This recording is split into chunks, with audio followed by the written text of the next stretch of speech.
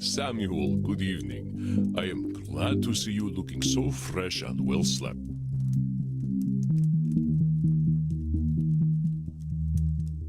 Uh-oh, something tells me I'm in for it tonight. The truth is seldom unseen by you, my friend. Tonight, you face perhaps one of the most difficult challenges a therapist can face. The fact that you may not be able to help everyone.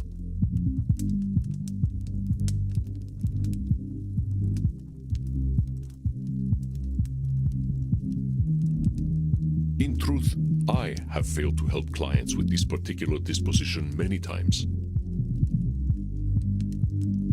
Hey, I'm new at this. You're nigh on 3,000 years old. If you can't help them, how can I? It is not guaranteed that we can help every client. To think we are powerless to help any is a cognitive distortion itself. I believe you know it.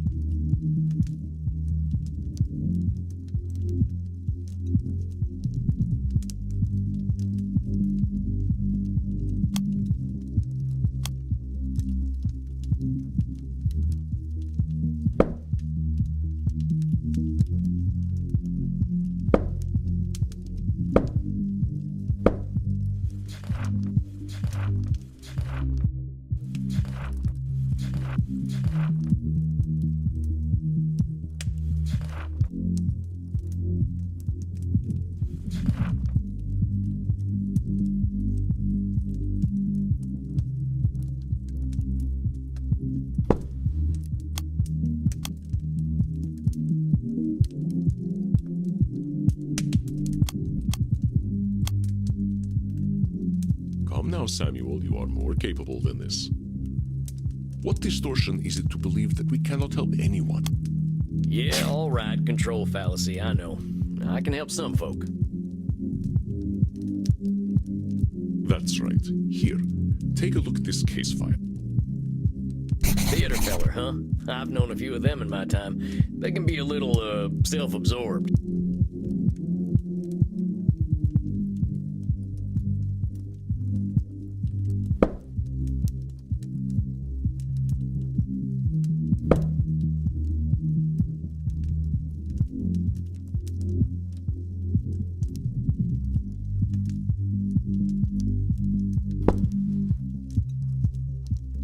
He's looking for therapy because people don't like him, it says? He is one of the most revered actors in all of history. So he might have a few cognitive distortions. A few. He may not recognize them, Samuel, but all you can do is present reality to him. He comes. Remember, I will give you whatever advice I can. Good luck, my friend. I hope I'm up to this. What is this vampire I see before me? I'm Sam Walls. I'm your new therapist. Your dress, your bearing, your hat.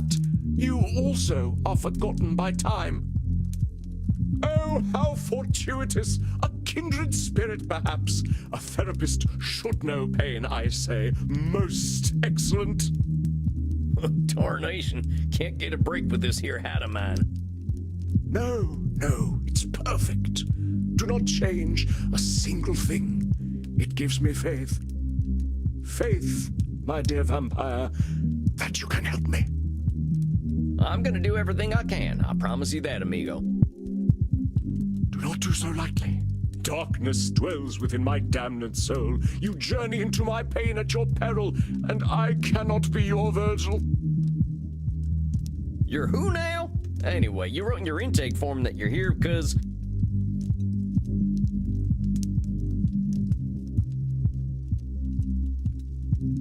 mortals don't appreciate you, you said.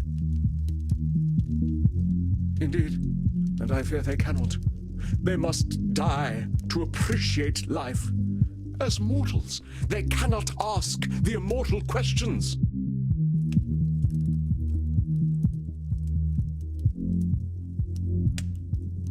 What is life for us who do not live? Why are we here? Why do we continue? What do we do when death has no meaning? And what a piece of work is Vampire! How noble in stature, how infinite in life!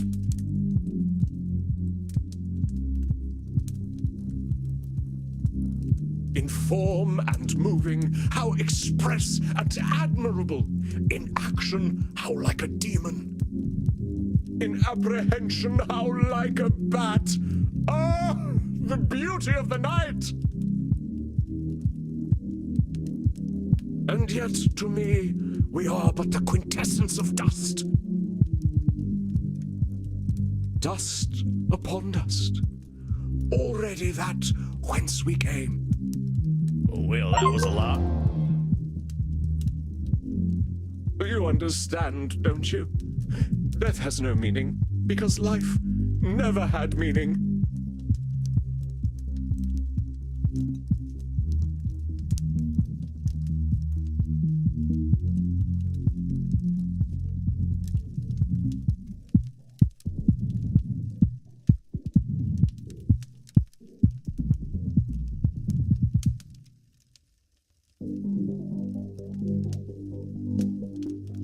To die, perchance to sleep.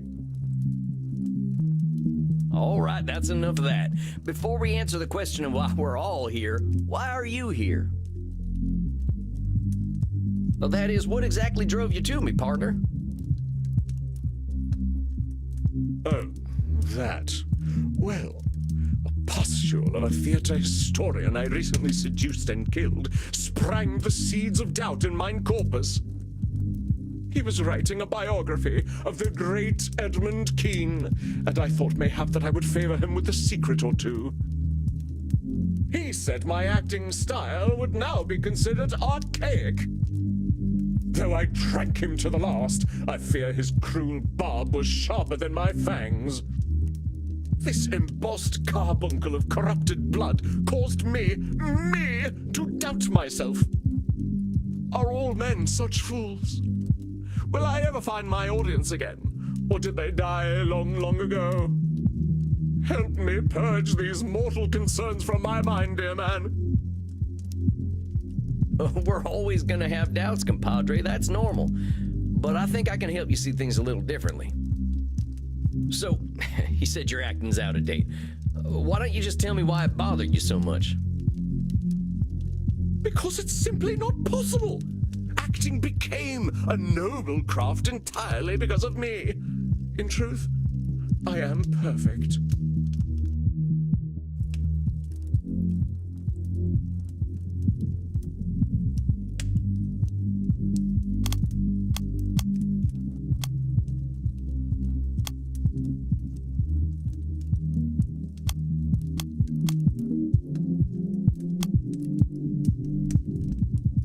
Edmund states that he is perfect. Even in the most generous evaluation of his skill, is such a thing possible? Because it's simply not possible. Hold on a sec there, partner. Acting became a noble craft because of you? That's a lot of control over a whole skill. Yes, impressive, isn't it? So long as men can breathe or eyes can see, so lives mine art, and this gives life to thee. Well, those are some pretty words. You make that up yourself? It is the bard himself, boor. Well, maybe he had something to do with the development of your craft then. It ain't been just you. Well, naturally. But Shakespeare's works are simply words upon a page without me.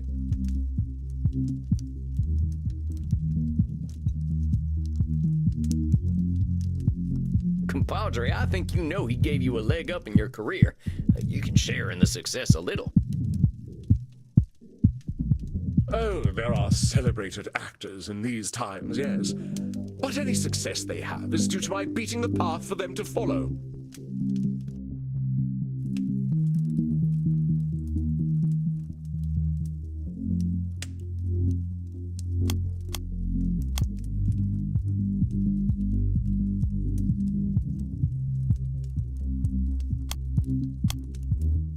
This is a special client.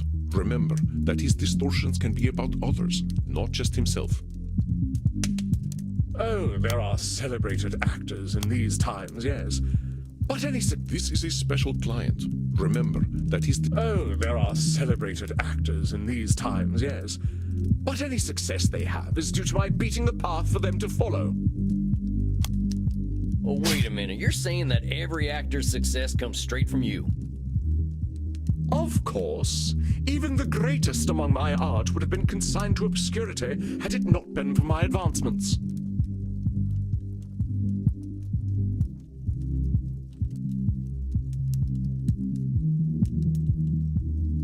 Every single one of them ain't had nothing of their own to give to the theater? Well, I suppose one or two actors in the last 300 years have impressed me. Well, don't you think they deserve their own success? I suppose mortals are owed their 15 minutes of fame. One must have some pity for them. We are not monsters. But the actors of modern times, they are shallow, beggarly parrots. Parrots who screech the lines, but do they know them? Do they feel as we feel? So you're saying modern actors are parrots? Indeed. They are only mimics, and thus no better than a well-trained bird. You don't think they're actually birds, do you? My dear boy, they live such short lives. What else can they do but ape the words and actions of their forebears? But when you call them birds, you're just labeling them that. You ain't giving them a fair shot. Oh, come now. I was clearly employing a little dramatic license. But we're here to talk about truth, all right, compadre? It is my gentle direction that takes the craft to higher echelons, and mine alone. Acting does not evolve without me. Listen carefully. Edmund is assigning a lot of responsibility to himself, isn't he? It is my You're saying only you can change the course of acting? It is demonstrably true. There is acting before Edmund Kean, and there is acting after Edmund Kean. But there's so many types of acting out there. I mean, I remember when vaudeville came out, but I don't think you had anything to do with that. Vaudeville? Oh, like so many American arts, an art of the grotesque. You plunge a dagger into the heart of subtlety. So you didn't have nothing to do with vaudeville? Oh, devils below, no. I mean, you got a little control fallacy, hombre. Mortals got wills of their own. Yeah, indeed. I suppose I don't want any responsibility for the things the Americans create anyway. These critics should honor me, as is my due. But you're saying critics should honor you. Well, what happens if they don't? Then they are not doing their jobs properly. I do not ask for their laudations without cause. But if a so-called critic does not recognize my contributions to the theater, what do they know of the theater? Maybe they just got different tastes. Uneducated taste, perhaps.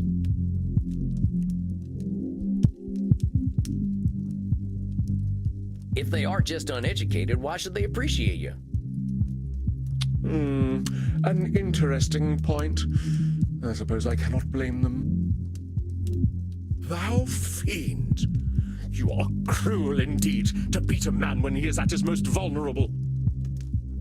I am here so you may help me cope with a world that has gone mad, not so you might attack my every word.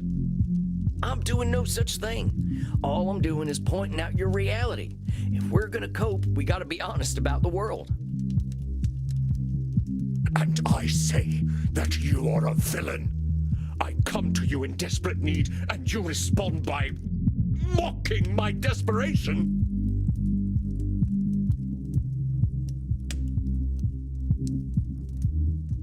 Why would you do this to me? Do you not know what pain I am experiencing? Do you not know that I, as an actor, feel every sling and arrow more keenly? Art thou a therapist or a murderer that you would push me so to the brink? Do you want me to commit suicide? I'm sorry. I wasn't trying to hurt you. I want to help everyone who comes to me. Samuel, a moment, please. Andy, I got a real problem here. I think I'm not cut out for this work. This fella's right. Why am I attacking him when I should be helping? First of all, should statement. You will do what you will do, and that is all, Samuel. But look at the candles. What do you see? The candles? Oh, they seem fine to me. Look at the flames. Wait a minute. They're getting higher, ain't they? What the hell's going on? Your client is very powerful. He has his own unique skills earned through the ages. His skill in gaslighting is so intense that it affects the world around him. He is altering reality to fit his distortions. Be watchful, Samuel. Do not let him. How do I stop it? Be persistent, and above all, be honest. He does not control your reality. I await your apology, sir.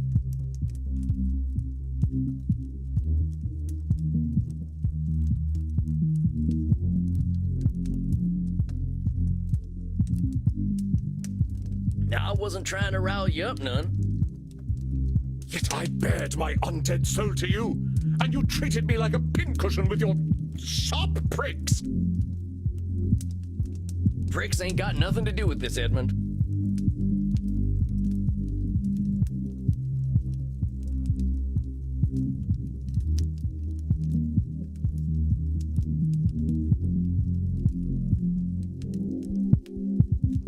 And now you seek to proposition me?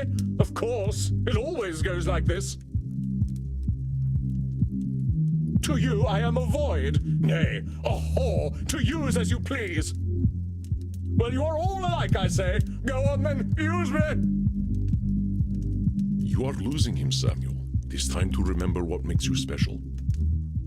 You are not just a therapist, and you are not just a vampire. He is afraid, but you will conquer his fear.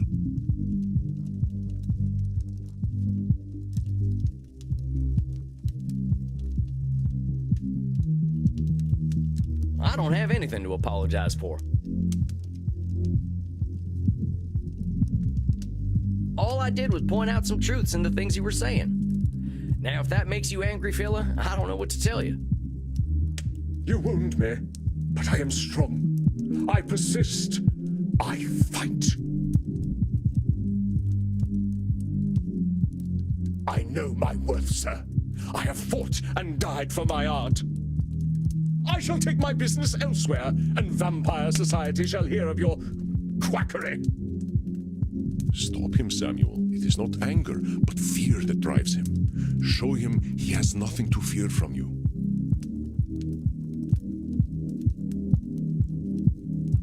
Easy, boy, easy. I shall not go easy. I shall not. Ain't nobody gonna hurt you. There's a good vampire. A good vampire? What on hell? You're safe now. Ain't nobody here to hurt you or make you feel bad. But I'm your buddy. That's us. We're just buddies, ain't we? buddies? Yes. A friend. A friend. A friend who wishes to help me. You feeling better there, compadre? I must confess that I am, though I scarcely understand how. Hey, well, that's just great. I want this to be a comfortable place for you. Yes. Yes, I do believe you. After all, your profession is in many ways similar to acting. It is no wonder that we find common ground. How is therapy like acting? It is the exploration of the soul, is it not? A journey into pain and truth.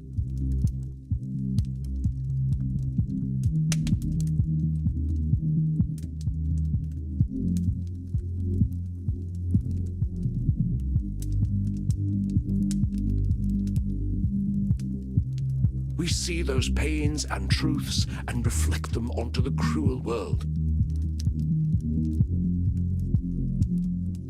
I ain't sure I quite see it like that, but it's true that reflecting is important. Kind of funny when we can't look in a mirror, huh? One of death's cruel ironies. Thus must we see our reflections in the mortal audience instead. You care a lot about what the mortals think about you. Of course I do. Why should I give a fig about what we dusty old folk think, eh?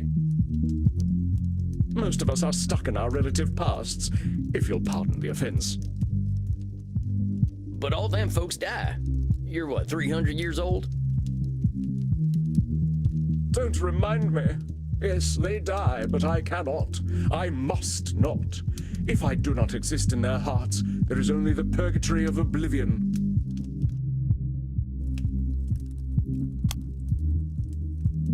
You cannot, you must not. You're talking like there's only one future. For me, there is only one future, save oblivion. Come on now, that's a little extreme.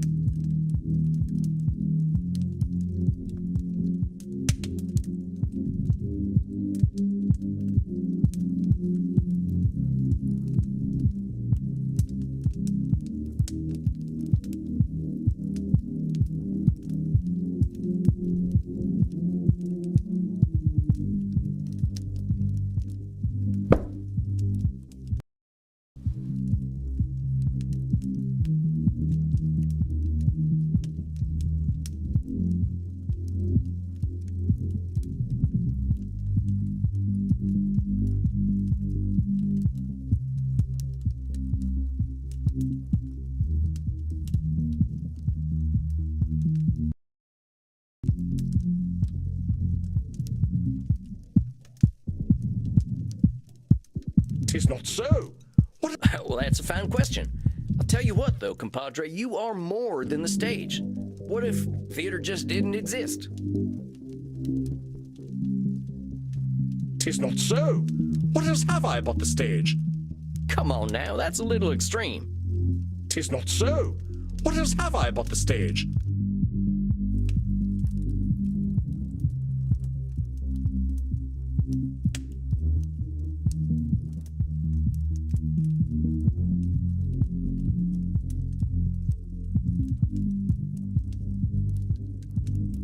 Come on now, that's a little extreme.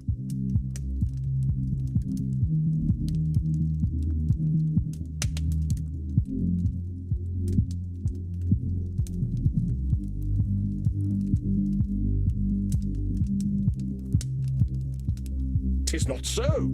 What else have I but the stage? Well, that's a fine question. I'll tell you what, though, compadre, you are more than the stage. What if theater just didn't exist?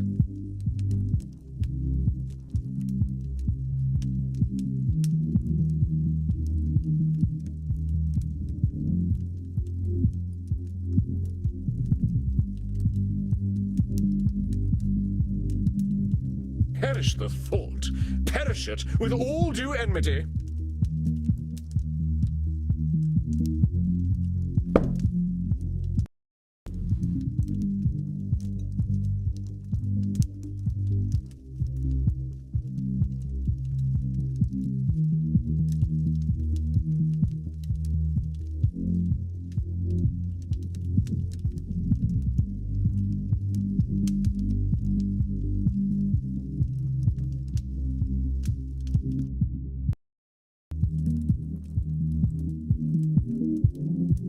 Unlike some vampires, I am not some blood-guzzling parasite who will idly sit and wait as the world turns.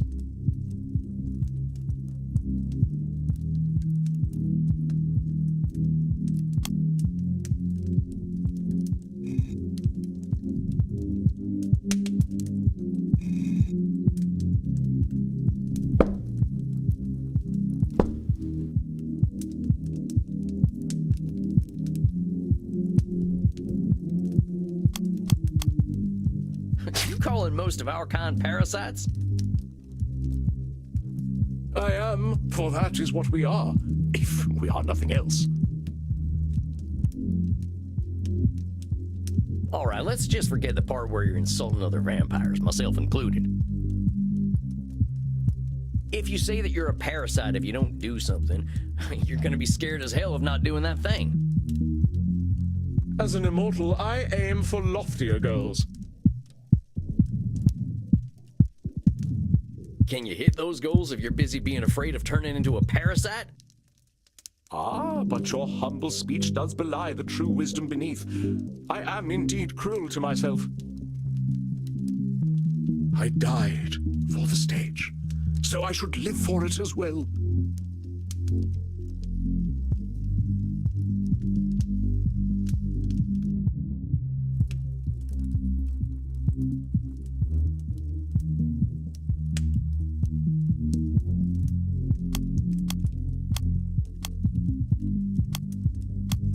Well, why should you live for the stage?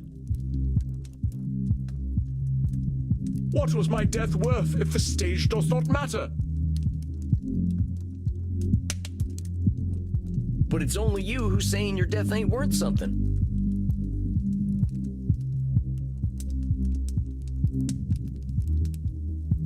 But your shoulds are fatal. Ain't that a lot of pressure?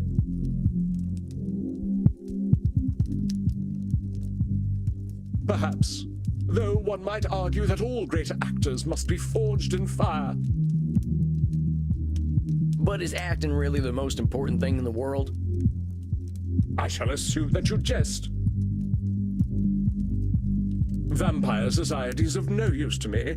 We are so few, and I cannot have an adoring crowd without a crowd.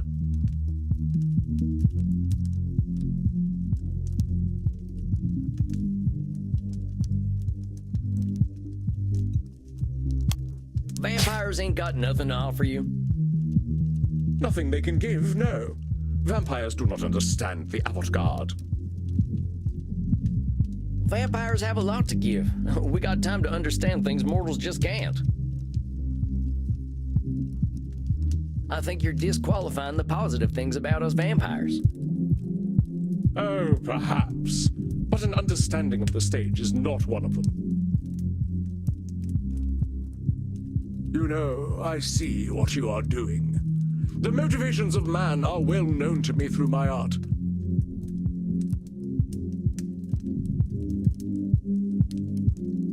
And what am I doing? You are mocking me, undermining me, causing me to doubt myself. I know thy purpose, wretch.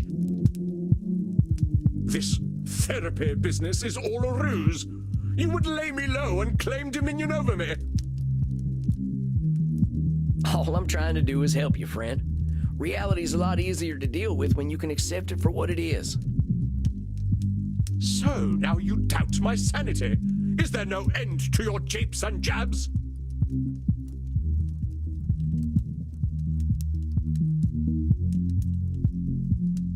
I shall not break.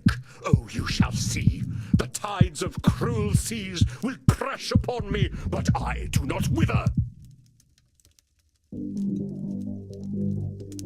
I know thy game, trickster. You wish to keep me in your debt. The more I doubt myself, the more you take from me. You think you are clever, but thy tongue outvenoms all the worms of the Nile. Well, what have you to say for yourself? Speak, that I might hear thy bile.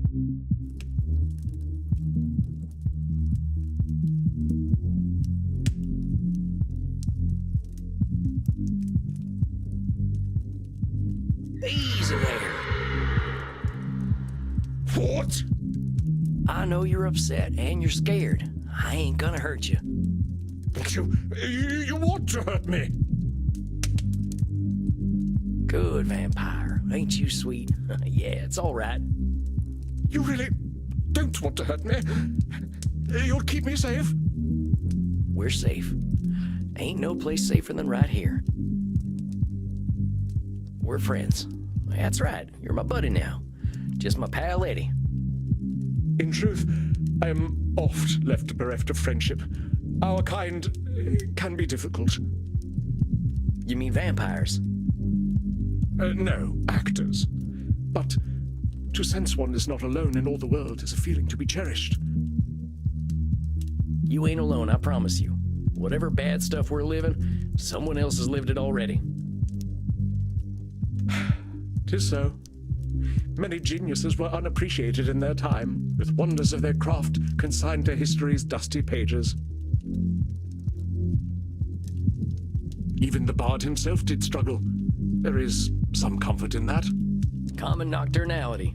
We all got the same needs, man. Blood, safety, and sex. Indeed. I too am akin to the doomed Achilles, though my sore spot lies not so low, but twixt stem and stern. Tain't my place to comment. Oh, it seems the spot is no secret to you after all. Maybe we can talk about that some more in your next session. I think you did pretty dang well today. Yes, I suppose I did. I am rather good at therapy, aren't I? If you're here and wanting to get better, yeah, I'd say that makes you pretty good at therapy. Well, one mustn't rest on one's laurels, must one? That's right, Eddie. Okay, I'll see you in a few weeks then. Aye, we shall vanquish my demons together. I cannot tarry. The stage awaits. Dang, what the hell was that? One of the darker malignancies of the mind, dear Samuel. You sure I'm up to this? You were masterful, Samuel. You were able to take your knowledge about cognitive distortions and turn their definitions outward. And we must speak about this equine ability of yours in your next session. Oh, that. Yeah, I learned a lot about myself through my horse. Save it for our next session. Rest, Samuel. You have faced a great danger. Now it is time to drink and be merry with the Goths. Oh, not sure I'd call them merry, but they know how to cut loose. All right, Andy, I'll see you later. Good night, Samuel. Rest in peace.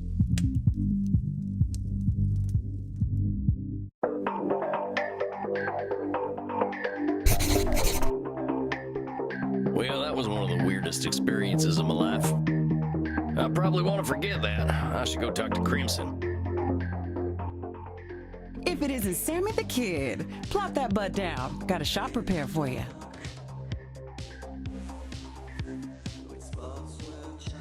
Well, thanks, Crimson.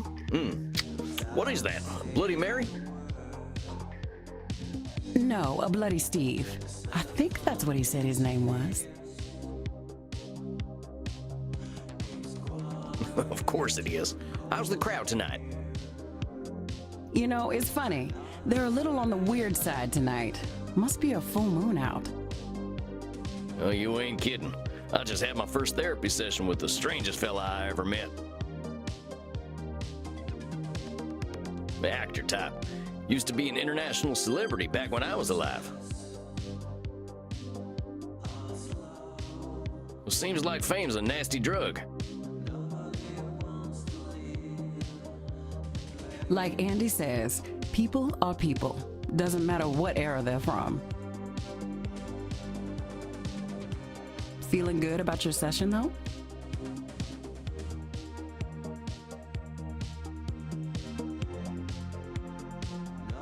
You know what gaslighting is, right? Well, this guy is so good at it, he almost burned the building down. Anytime I challenged him, he got all defensive. I mean, heck, ain't that my job?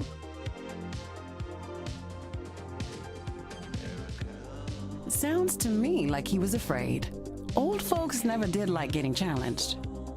He's just a few years older than I am. I know. You're old. And I know you've got your old fears. I saw your face when I told you about the kink room. Well, touche. I'll give me a break, though. I've been in Europe for only a month. Well, here's to change, then. To change? You, drinking Andy's blood there? Andy's? Nuh-uh, this is a plain old mortal drink. You think anyone would want to drink that man's blood from a bottle when they can get it straight from the source? I suppose they wouldn't. I'm not proud to drink blood, Sam. Wouldn't be doing it out here. I didn't mean to cause offense, ma'am. Not your fault. I guess I shouldn't be offended. Who's telling you that you shouldn't be offended, Crimson? I know this blood drinking stuff is complicated. Damn right it is. Look, I have customers to deal with. But let me give you some advice, Buffalo Bill. No therapy in here. What happens at Eminarch happens with consent. Got it? All right, that's fair, and my sincere apologies. It won't happen again. That's right. Oh, dang it. I've gone and made myself unwelcome. I better get out of Crimson's way. You. Huh? Do I know you? I know you. I've been watching you, vampire.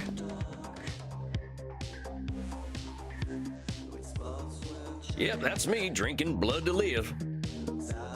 Yes, you do. I saw you. I see everything.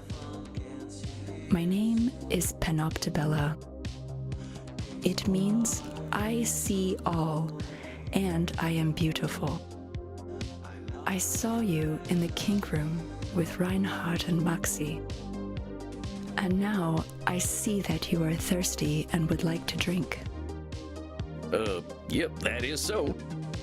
Come, drink from my neck. I wish to see what it is like.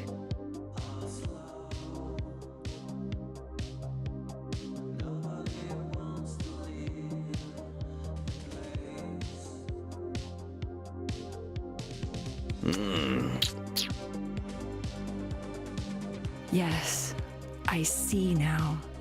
That was very pleasant. Thank you. You will go to your coffin now to sleep. Well, if you wanted to cuddle. It is normal for vampires to enter a state of torpor after consuming the blood of another. I wish you an excellent torpor, vampire.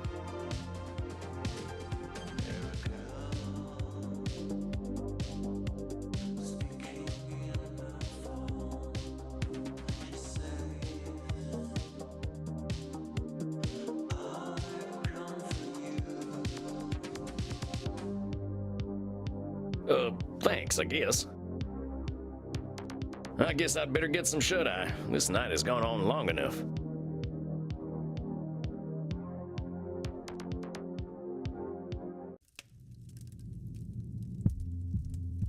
Good evening, Samuel. I hope you are feeling well rested.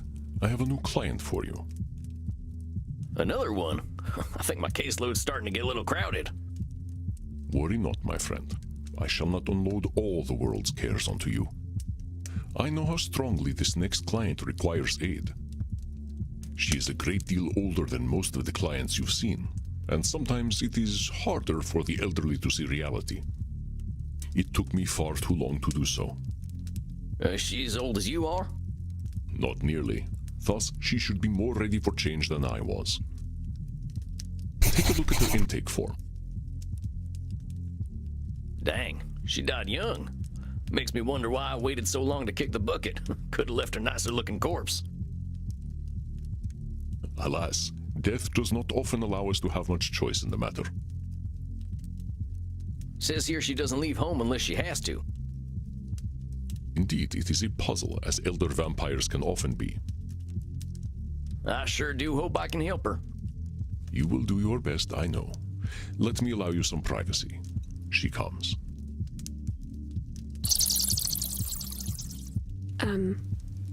Hello? Hey there, how do I say your name? Is it, Medbub? Medb?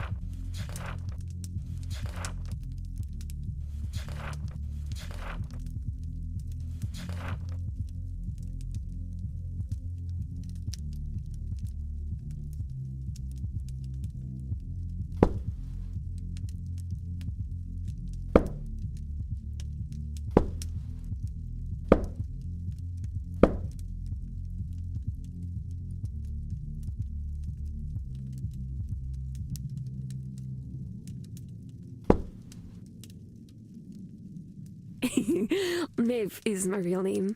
Medby's just my screen name. You can call me Medi if you like. Oh, mighty fine meeting you, Mitty. I'm Sam. Is that all you are?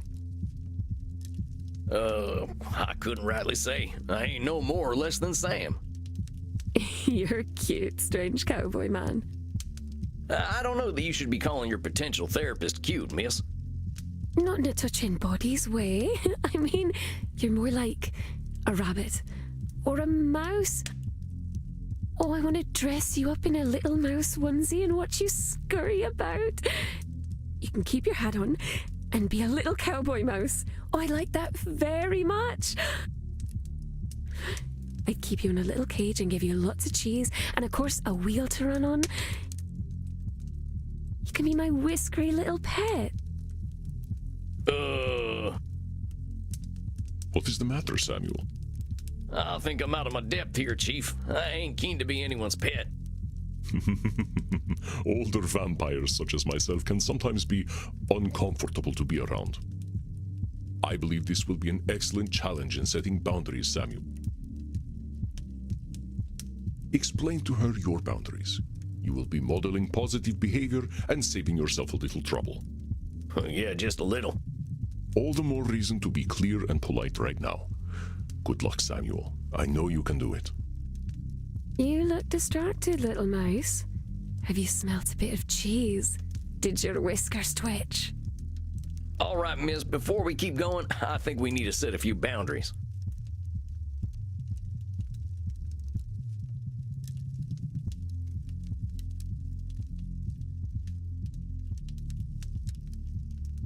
First of all, I ain't gonna wear no onesie. I don't think I could find one that'd fit.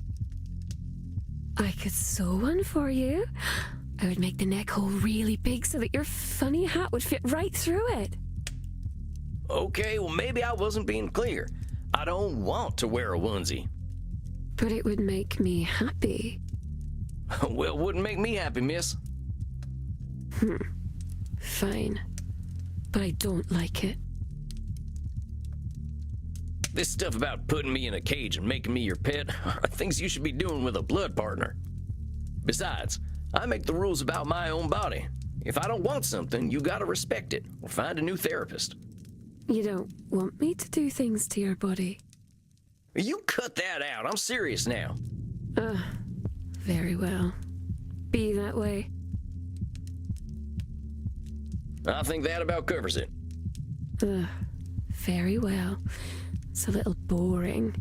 People usually let me do what I want to do to them. Well, this is less boring then. It's something new. I suppose you're right.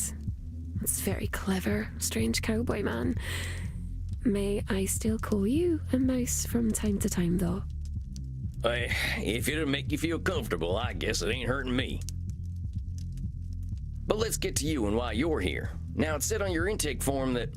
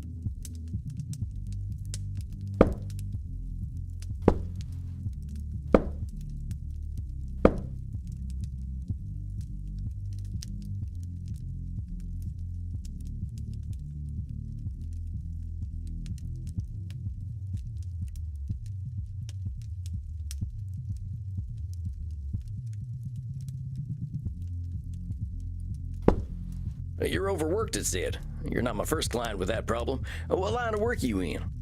I play video games. Video games? Like Star Invaders? No, silly. More like Overcharge 2 and Pension Impact. More of an FPS and RPG girl. I don't know what them things are. I kind of figured video games were just a fad, like collecting ferns was in my time. Video games are lots of fun. There's even one where you get to play a cowboy and kill bunches and bunches of people. Then you get to pretend you feel bad about it. But after that, you kill even more people. Shucks, that there might give me some flashbacks. But you're working by playing video games? How's that? I stream on Glitch. I have millions and millions of followers there.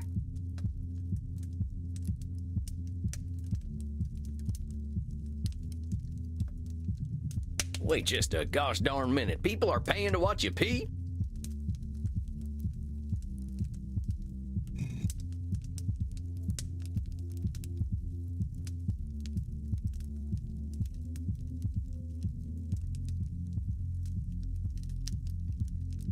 Of course not. That sort of thing would be on my Only Zealots page. If I could pee. Which I can't, because I'm a vampire.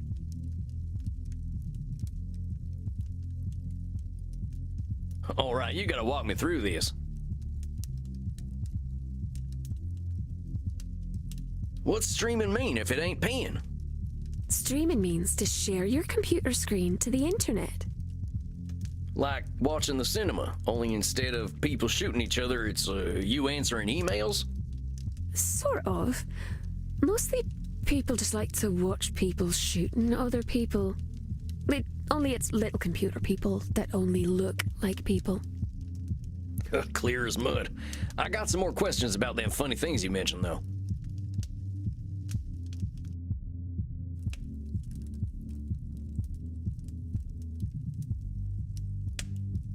What's Only Zealots?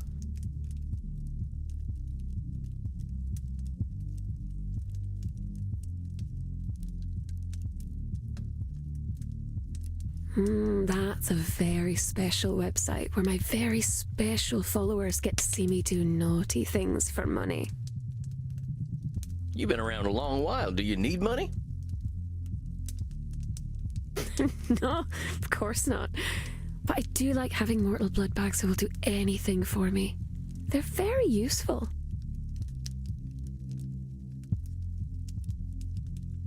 This whole thing makes me feel old.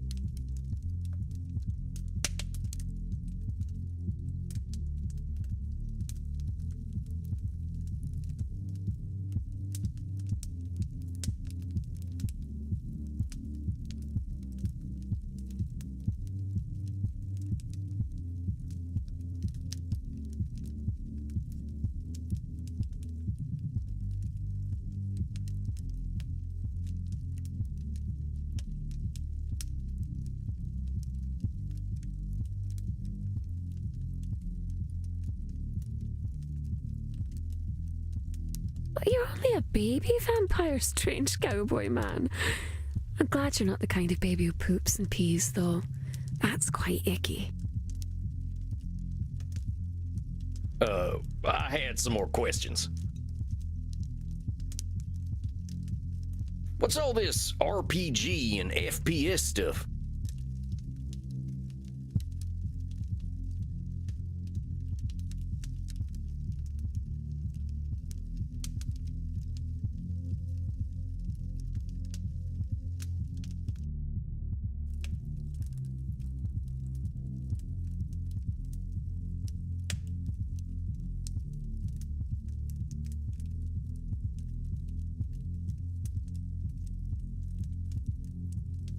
Role-playing games and first-person shooters. Kinda dark to be playing games about the first person you ever shot. That ain't a good moment.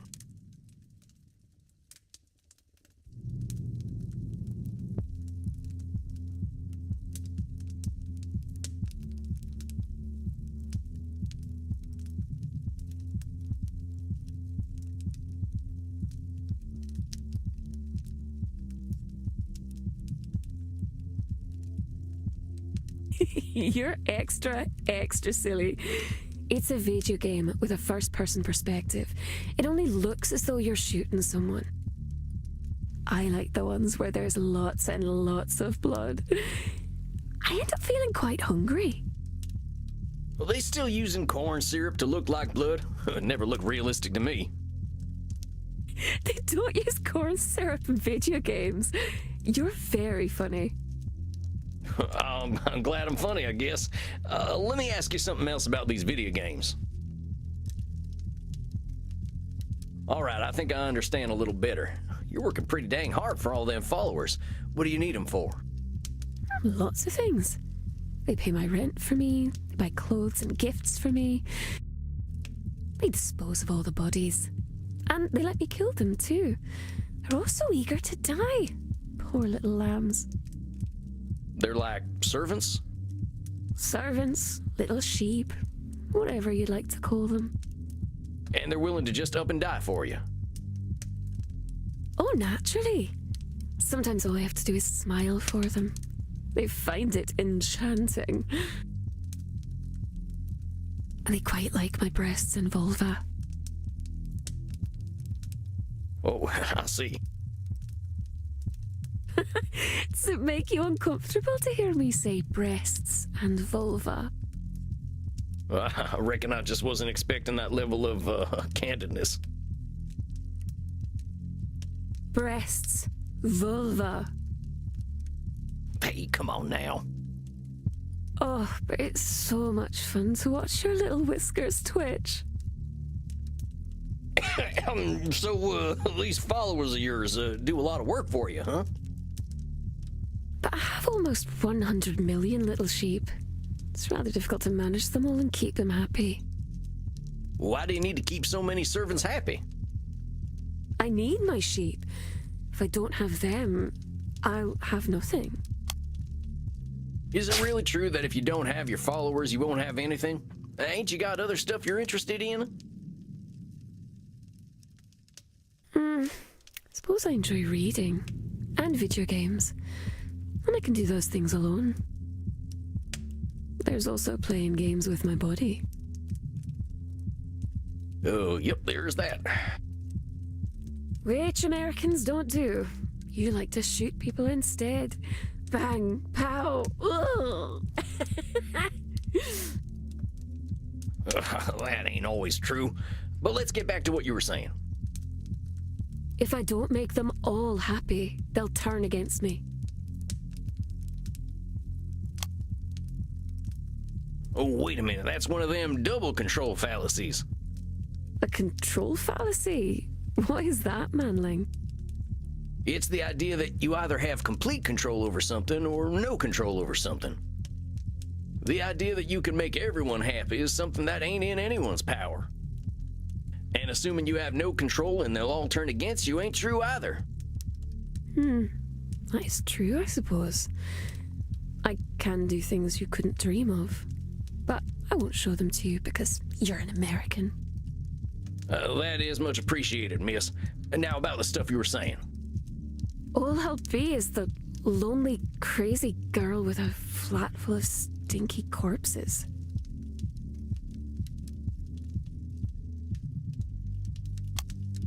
Oh, let's ease off them labeling terms. Don't go calling yourself crazy.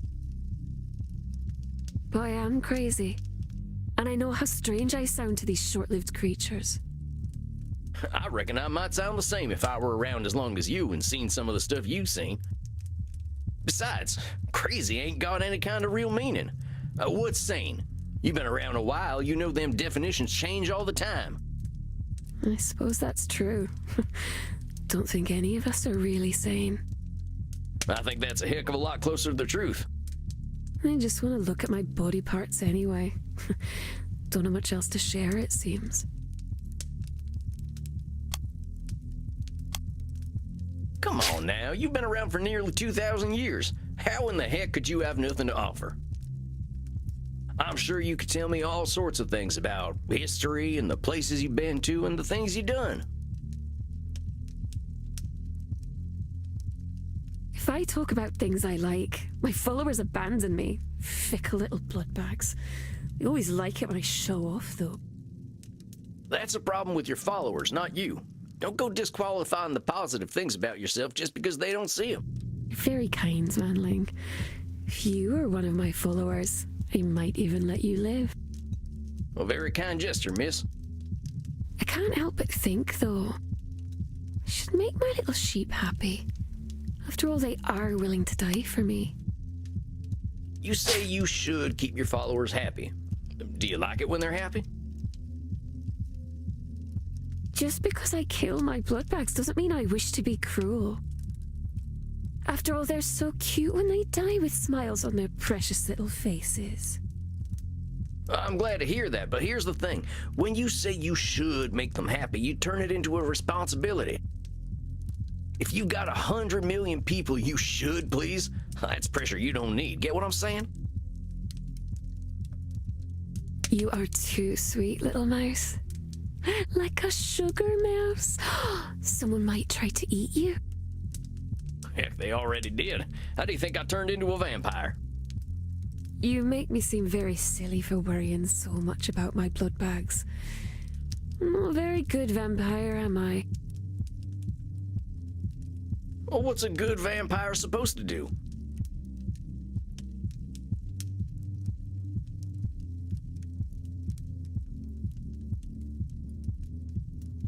My blood father used to tell me that we were supposed to be gods.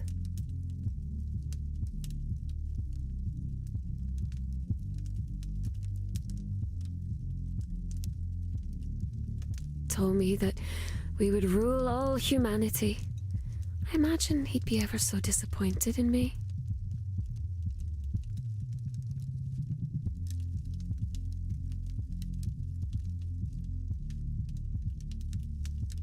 Well, blood parents are always complicated.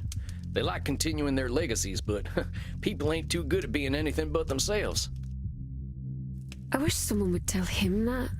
He's a very bad listener. Well, you should be proud of yourself for getting away from him. I know it ain't easy. I didn't leave him. The druid sealed him away long ago. He'll slaughter us all when he escapes. And there will be nothing we can do.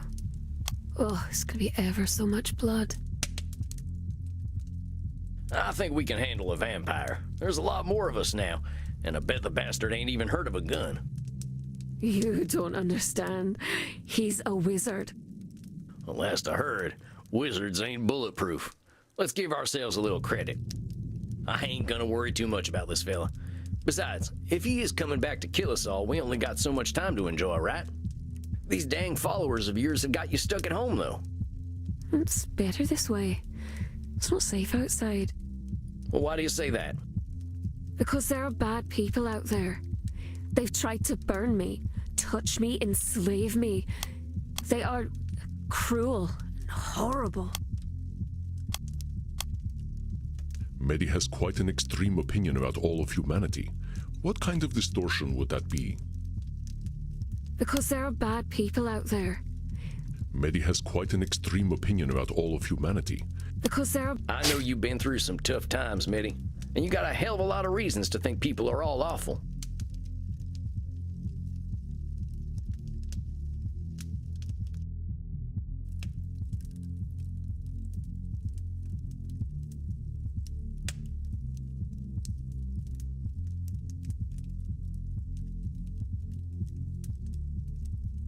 He'll slow our soul when he escapes. And there will be nothing we can do. Oh, it's gonna be ever so much blood. I think we can handle a vampire. There's a lot more of us now, and You don't under. the last I heard, I ain't gonna worry. These dang followers of yours have got you stuck at home, though. It's better this way. Well, why do you say that? Because there are bad people out there. They've tried to burn me, touch me, enslave me. They are cruel and horrible. I know you've been through some tough times, Mitty, and you got a hell of a lot of reasons to think people are all awful. But those experiences ain't the be-all and end-all. There's a lot of bad, a lot of good, and even more in between. Maybe. But it's safer to assume that it's all bad. Mortals are very afraid, and when mortals are afraid, they are quite cruel. That's more of that all-or-nothing thinking. There's billions of people out there now, and more differences between each and every one of them than you'd expect. But I don't need to endanger myself anymore. I have my sheep. I'm sure we'll get to talking about them real soon. I can talk about them now. They help me stay in my flat. If I stay in one place, I have power. Instead of them burning me, I can burn them and touch them and enslave them. With all due respect, miss, you're playing with sunshine here. Life is always going to change. That's the one thing we can be sure of. Your retreating from society is only going to make it harder to face the changes ahead. Such as when the machines arrived. What machines are you talking about? The ones in the factories. The ones who made me leave the bog. Did not like that very much. Not at all. Oh, look, I didn't want to upset you. You're here to handle the world a little better, and that means being honest about what might happen. That makes sense? Yes. The machines keep getting stronger. I should be ready for them. All right. Well, let's keep talking. They used to call me Calich Namona, the witch of the bogs. I like it that way. I like it when they think I'm a monster. Hold on a sec, Mitty. I get that there's safety in people thinking you're some kind of monster. But what I can't abide is you calling yourself one. Names have power. You know what they used to call me? Fuzzy McWhiskers. Scaly Tail Sam. Ooh, Scurrying Sam. They called me Slaughterin' Sam. And as you might imagine, I didn't earn many friends with that name. That's not very cute at all. No, it ain't. I didn't feel cute neither. I felt like an evil bastard, and that ain't a good feeling. I didn't say I liked being a monster. It just makes me feel safe. Then let's find a way to help you feel safe without calling yourself a monster then, huh? But keep going. If I want to be safe, I should show them what a monster I really am from the safety of my lair. Well, why should you show them what a monster you are? So that they'll know to stay away, of course. And is that the only way people will stay away? It's the way I know. I used to put severed heads outside my cottage, but the policemen don't like that very much. So what if I said you should protect yourself by putting severed heads outside your place again? I'd say you should learn otherwise. The police can be very mean. That's what I mean. Should doesn't allow a lot of wiggle room. It might seem like it's just words, but them words can lock us up tighter in a bank vault. But let's keep talking. Living alone is the life I know, anyway. Well, I've known for millennia. I can't survive in society now. We ancient vampires are very few. I can tell you with some certainty that your client is very good at hiding her true capabilities, perhaps even from herself. Living alone is the life I know, anyway. Well, I've known for millennia. You know, you're what, some 1,800 years old? You're older than any government on Earth. You've seen the world change in ways none of us could dream of. Hell, you basically won the internet, and I can barely open up my Vmail program. You're way more capable than you're giving yourself credit for. I suppose that's true. But I'm not very good with real-life people.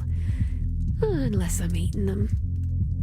You're still disqualifying the positive by canceling out all them skills you got.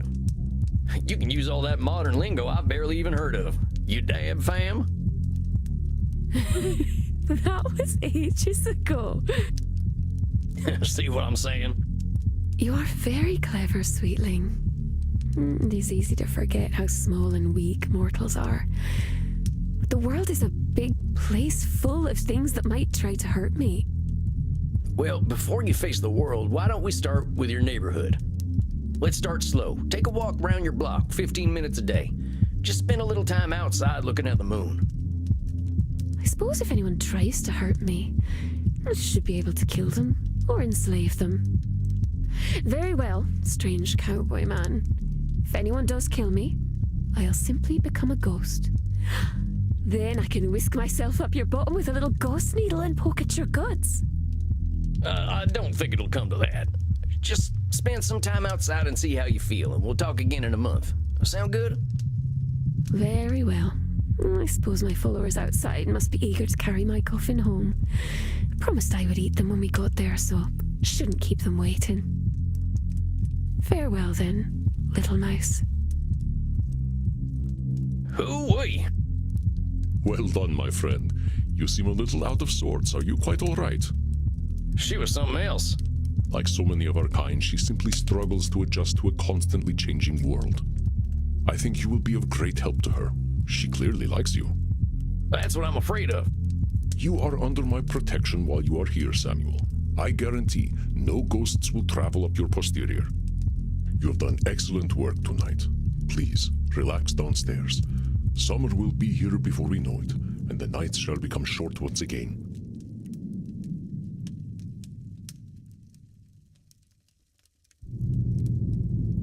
Rest in peace, my friend.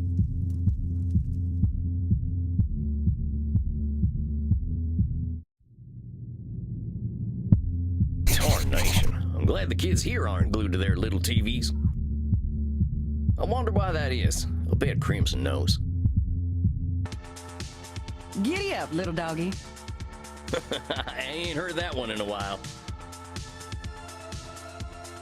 Truth is, I'm running out of cowboy terms.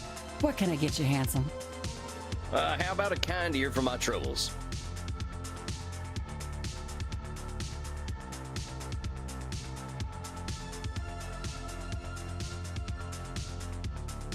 You got a real old school way of seeing bartenders. But in this case, you're right. I am a good listener.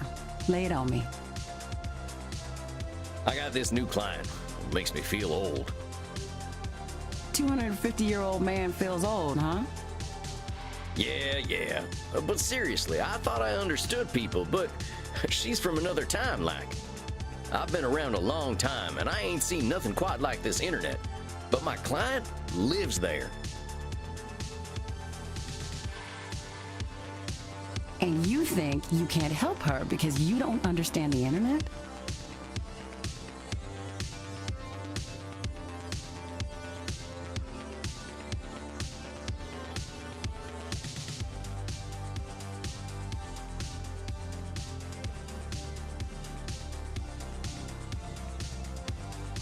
I reckon I can be of some aid. Just gotta figure out all this technology. My dial-up modem might not be up to today's standard. Maybe you were right. You are ancient. But I'm glad you're feeling confident, cowboy. A vampire who can adapt is a mighty fine one. Gosh. Here's the thing, cowboy. Nobody understands the internet. I don't feel old yet, though. Still just glad to be alive, thanks to Andy's blood.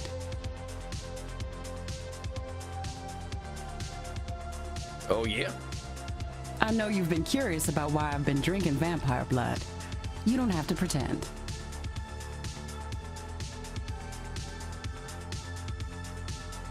I've got a rare blood cancer. Andy's blood is what's keeping me alive. Oh, I'm real sorry. I didn't say I was dying. I said I had cancer. Stop making that face. I'm just glad I found Andy. Don't think I was quite ready to die. Well, I, for one, am glad you're sticking around, Crimson. Well, thank you kindly. So what'll it be, Sam? You ain't gonna dance? No, I ain't gonna dance. You owe me that story one day, cowboy. Here, have a little something I whipped up for Andy. Herbal blood tea. No garlic, right? No garlic. Mighty kind of you. Maybe I'll take a nightcap. You have yourself a fine night, Crimson. Adios, muchacho.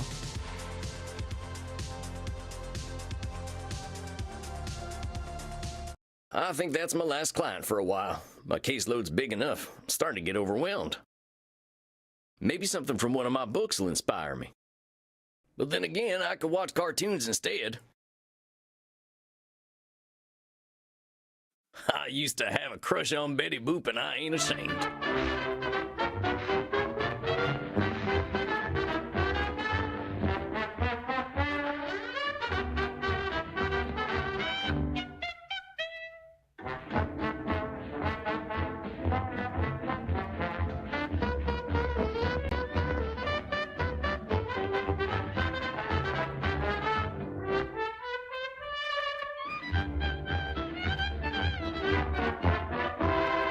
Boopy doopy doopy doop, boop boopy doop.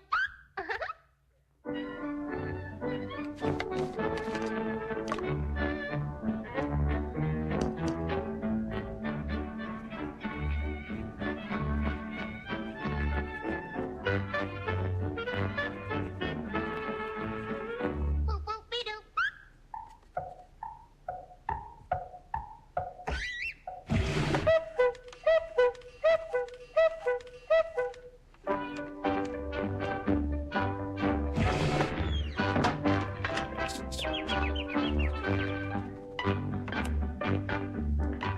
Good night, Betty. Good night, Uncle Max.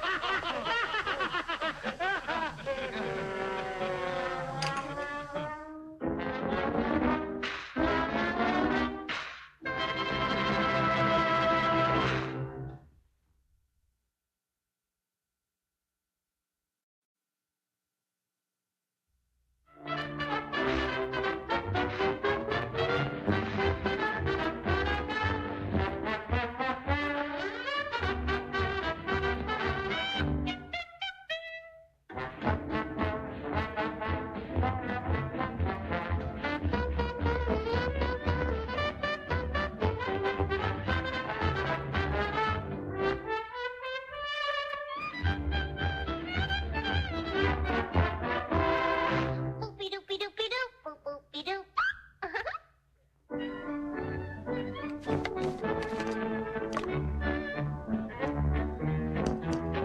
They don't make them like they used to. I think that's enough action for one night. Time I got me some shut-eye. Good night, son.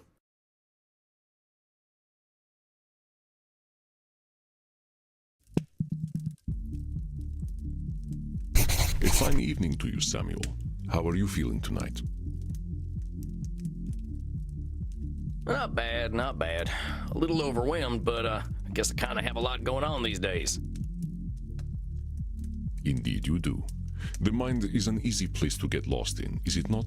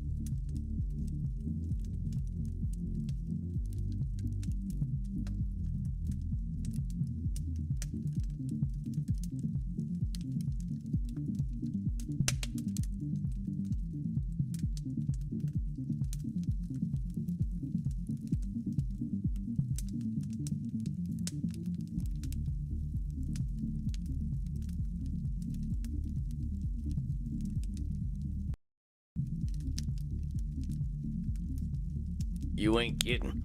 Keeping all them cognitive distortions in my head and sorting through all my clients' problems ain't easy. We are not machines, Samuel. I believe you will find that you can never handle everything at once.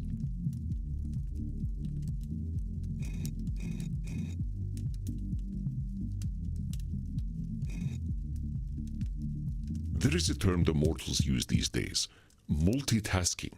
It's a kind of meta-control fallacy. Even we must handle thoughts one at a time.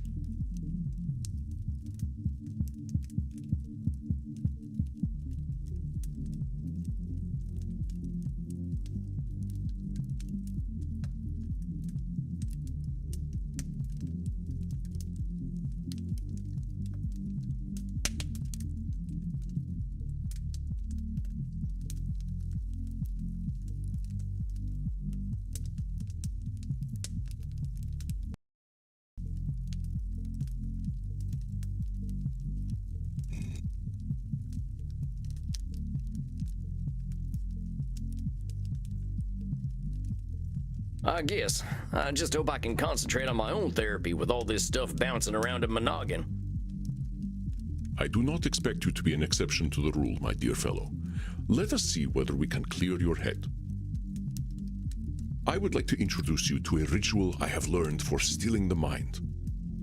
This some kind of ancient vampire secret? Something the old ones gave you that's been lost to time? Something mortals could never imagine? No, it's just meditation. Oh. That does not make the technique any less valuable. Now then, close your eyes. I will guide you through this process. Think of a place that brings you comfort. Where is it? I'd have to say the woods. I always liked being in nature. Then imagine the woods and let your thoughts come to you. Be attuned to your body. Breathe, and you will be able to address your thoughts and clear your mind. Now close your eyes and begin.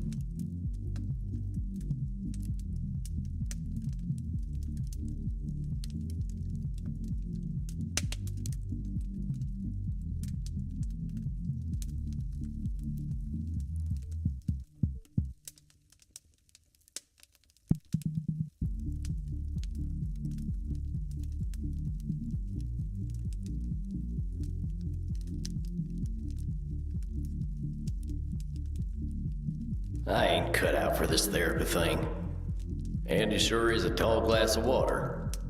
I miss my princess. I kinda miss farting. Focus, Sam, focus.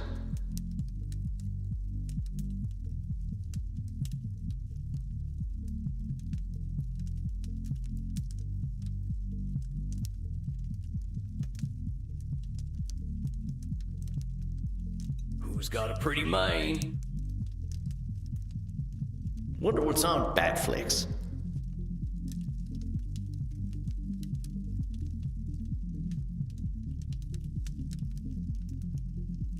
Should I hook up with Reinhardt? I'm so bad at meditating. I like blood from San Antonio, not New York City. Relax, ain't no vampire hunters here. Who's my favorite horse? Is it you?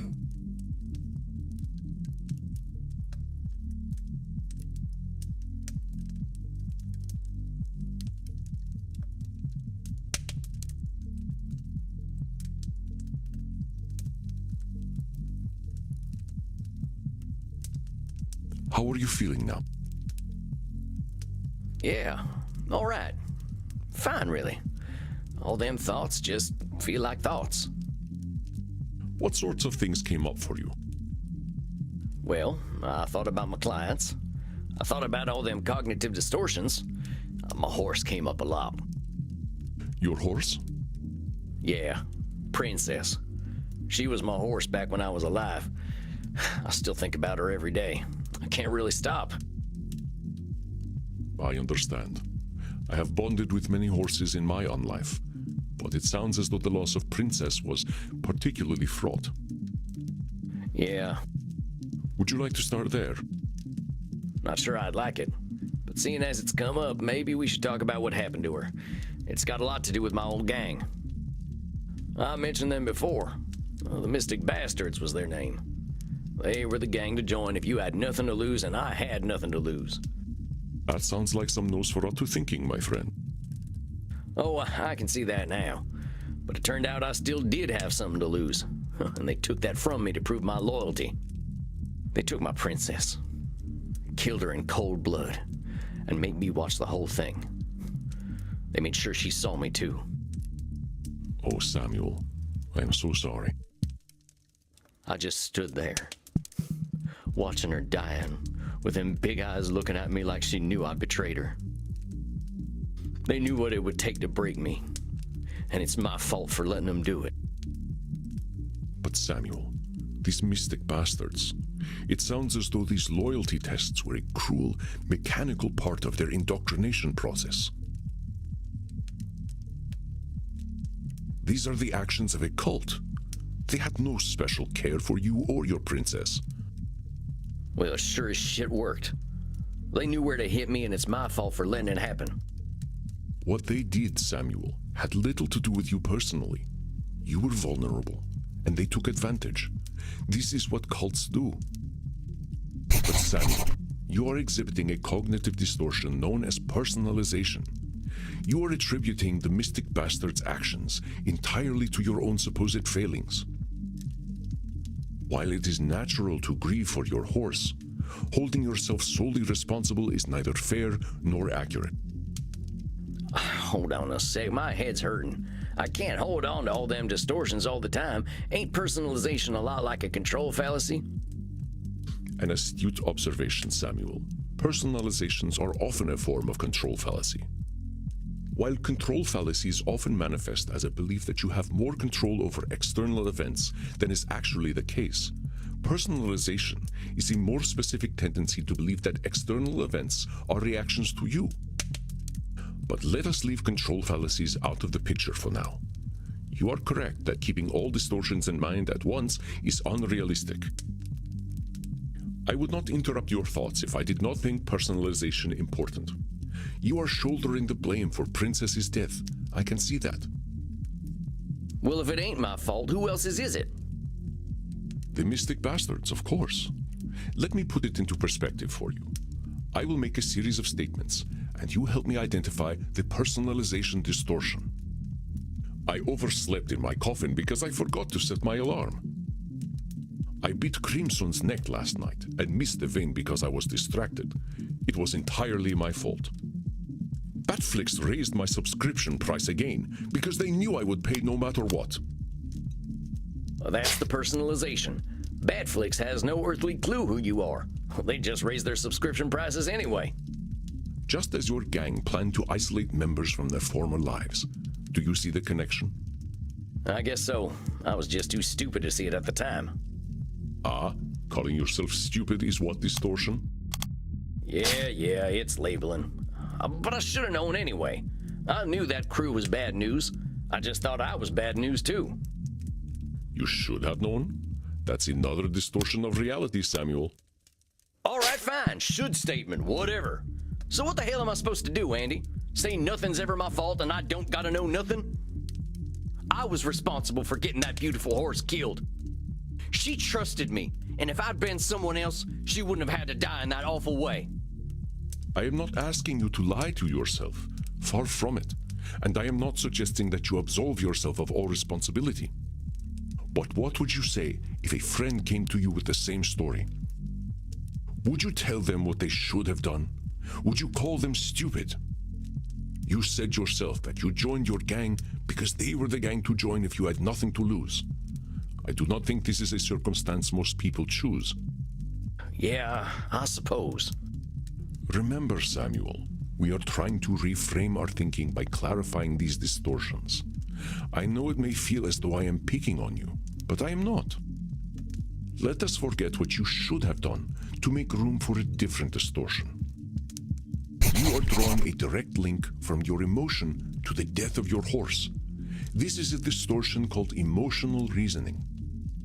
I understand the guilt you feel, Samuel, but your guilt does not act on its own. This terrible thing, it did happen, and some choices you made undoubtedly created the circumstances for it to occur. You are not blameless, but let us restrict your blame to what you have actually done. I'm sorry. I get awful worked up when talking about my princess.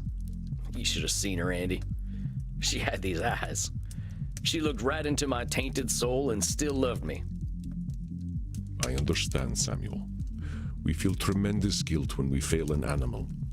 When we look at reality, it is not to dismiss our burdens, but to process them fairly. I would like you to understand emotional reasoning so you can see how emotions color our thoughts. Please listen, and call me out when I am using emotional reasoning. I feel anxious. Perhaps it is the garlic naan I smell from the Indian restaurant next door. The mood in my club is somber tonight. I am sure it is a reflection of my own dark mood. That's the emotional reasoning right there. I don't think them folk in the club know too much about how you're feeling. Exactly. Our emotions can feel all-encompassing, and that is purely biological. We are animals, Samuel. There is a small cluster of brain tissue at the base of the cranium that tells us we are safe or that we are about to die. The complexity of our existence is at odds with our biology, but we have the logic to recognize it. Well, if reincarnation's a thing, I think I'd rather come back as a horse. It is indeed a boon and a curse to have human complexity of thought. No kidding. If I were a horse, I'd know better than to join any cowboy gang, let alone the Mystic Bastards. I'd be happy with a bag of oats and a field to run around in. How did you end up with the Mystic Bastards in the first place? Well, like I said, I didn't have much choice. Nobody would have taken me in at that point, except a hangman, maybe. I wasn't a vampire yet, so hanging didn't sound too appealing. The last job I did got my brother killed, and after that, my wife left with my daughter and I never saw him again. Can't say I blame her. I didn't have nobody. Ain't no surprise that a vampire gang would be the only people to take me in. Aha, so that is how you turned.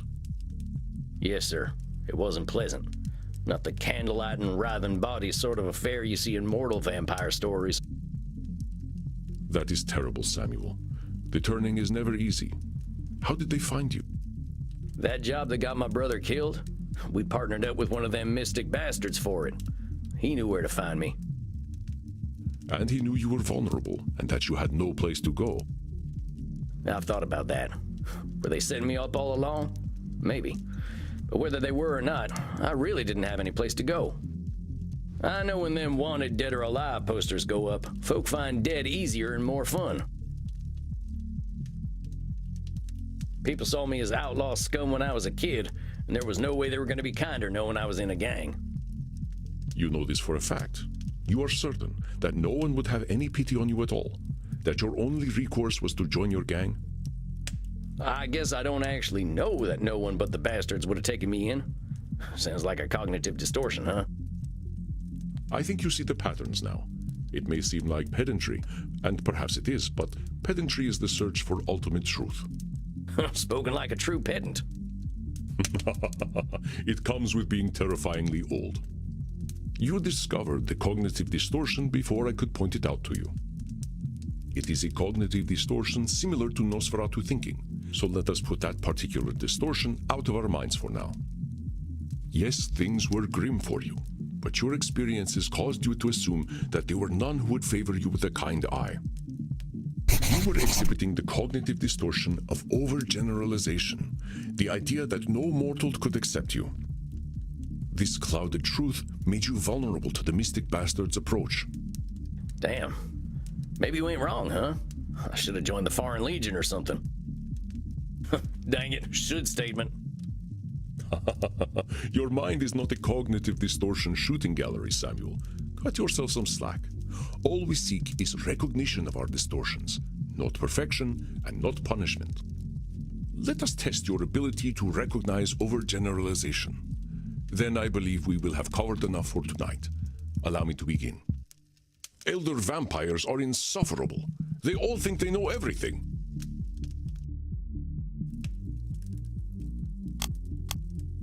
Wait, ain't you an elder vampire? You don't seem like much of a know-it-all. That's right, Samuel. Though in all honesty, I used to be quite insufferable myself. I aspire to be more patient these days. Let me continue. Well, that's kind of an overgeneralization, ain't it? You don't really know what being a werewolf is like.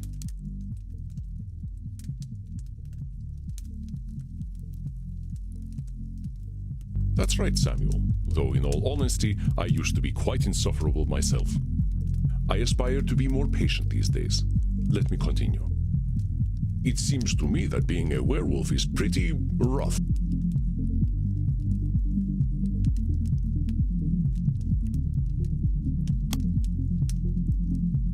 My friend, we are only focusing on overgeneralizations right now. Try once more. Elder vampires are insufferable. They all think they know it. Wait, ain't you an elder vampire? That's right, Samuel. I aspire to be more patient these days. Let me continue. It seems to me that being a werewolf is pretty rough. Vampires from Transylvania all have funny accents. I want to suck your blood. Who talks like this? That seems like an overgeneralization, Andy. I ain't sure any of them ever sounded like that. Pretty sure they all sound American these days anyway from watching bat flicks all the time. Correct, Samuel. I apologize for the offensive accent. It was employed only to prove a point. Well done, Samuel. Your ability to identify cognitive distortions continues to impress. But let us bring things back to you. I do not ask you to absolve yourself of the things you have done. You did not have the tools to be mindful of the thought patterns that made you vulnerable to the mystic bastards. I have seen mindfulness take root in you, though, Samuel. I hope this session has been helpful to you. Yeah, I'm still sad. And still regretful about Princess. I think I'll always be. My not being mindful is what killed her.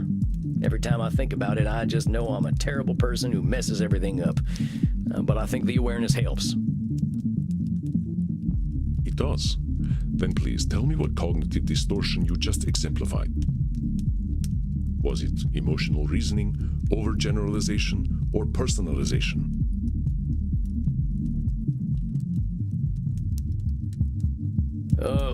I guess it was kind of all of them. Masterful deduction, Samuel. Your sense of self-awareness is most impressive. Remember, cognitive distortions are not a cudgel to beat yourself with. Yeah, I was gonna ask about that. If we're spouting cognitive distortions all the time, ain't my clients gonna be mad at my constantly interrupting them? You continue to impress. Yes, we cannot bully our clients with distortions. Thus, I find it is best to clear our minds and focus on a few during each session. Keeping endless distortions in mind is not easy for a therapist either, after all. I think we have done excellent work tonight, and I'm certain you've built up a thirst. I know this evening was emotionally intense. Ask Crimson for some scotch. Drinking booze ain't exactly compatible with our biology, Andy. By scotch, I mean Scottish blood. It's iron-rich and quite delicious. I age it in whiskey barrels. That sounds pretty nice. I might just do that and call it an early night. As you wish, Samuel. Rest well, and do not lasso yourself so tightly, as you say. You are deserving of love, especially from yourself. I'm just gonna leave before I get more embarrassed. Very well, Samuel. Rest in peace, my friend.